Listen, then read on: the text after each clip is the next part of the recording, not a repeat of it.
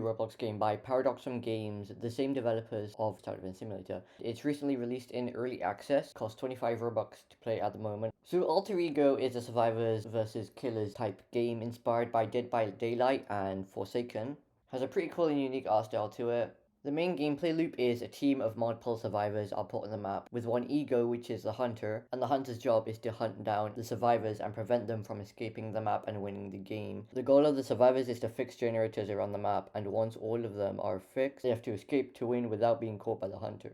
Now, the first of the survivors is the noob, and all 4 survivors have 2 actives and 1 passive ability. The first active ability is to drink a Bloxy Cola, instantly gain 50 stamina and gain a 15% speed boost for 10 seconds. The third ability for the noob is also really good when it comes to actually winning the game because it gives you a 10-second speed boost when the exit gates open to let you get there before the hunter can catch you. Now, the second of the survivors, which is Patient Zero, is a bit more defense based than offense based, with its first ability being able to heal you over time, but that heal will get interrupted if you are damaged whilst healing. Its second ability is actually pretty useful, which is able to make you go invisible for 10 seconds. However, this invisibility isn't very good as you're still quite visible when you're using the ability because you can still be easily seen by the hunter chasing you. The third ability is actually really useful for survival, which allows you to see where the hunter is when it's nearby you. The third survivor, which is the commander, is a more strategic focused survivor. This survivor is used best in groups when you're together with your other survivor teammates. Its first ability is to be able to scan for the hunter and for nearby generators. The second ability is better in groups, and what it does is it gives everyone within a certain radius of you a good speed boost for 10 seconds, which is really useful when it comes to escaping the hunter. Now, its passive ability is simply to be able to see any survivors nearby you, which is pretty useful considering its other abilities. Fjord is the fourth of the survivors and probably the most advanced one, and it is very defense based compared to the other ones, and its first ability is to be able to stun the hunter with your sword for 5 seconds. Now, the noob slingshot ability could arguably be better than this slash ability because the slingshot ability you can do for range, although the stun's less time, if you're more than 2 seconds worth of distance away from the hunter, then the noob slingshot is more beneficial. Now, its second ability is quite interesting, and it's useful if you're in a group because what it does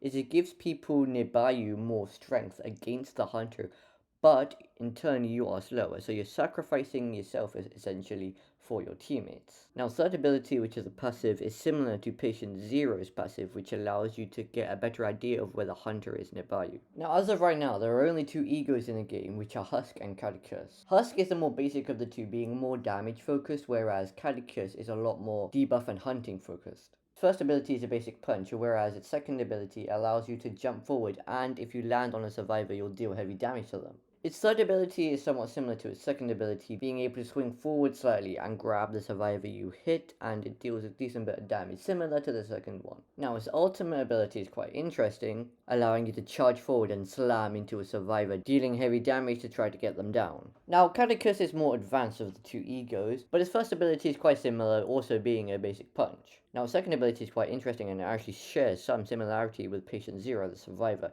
and what it does is it allows you to dash forward a decent distance, but also turn invisible. Now, third ability is an area of effect ability that is good when you're dealing with crowds of survivors. What it does is summons a toxic cloud that lingers and applies debuffs and damage to survivors who are caught inside of it. Now, with all that being said, what's the best survivor to use and what's the best ego to use? With the survivors, it's hard to say particularly which one would be the best, because the ultimate strategy is to have a well-rounded team. Overall, Commander is pretty good for going around and fixing generators, whereas Noob and Fjord are pretty good at helping the team with their stuns. Patient Zero is more survival focused and winning the game. With the egos, Kejicus is pretty easily the better one out of the 2, overall being more well-rounded and being able to hunt down the survivors with a bit more ease than you would with Husk. Now, with that being said, this game is still in early access, and everything is still subject to change once the game releases. Overall, I think this is a pretty good game inspired by Dead by Daylight, and given the time to master it would be pretty fun. However, the slight paywall might off-put a few people from playing the game, but once the game fully releases, it'll be free to play. But for now, that's the overview of Alter Ego.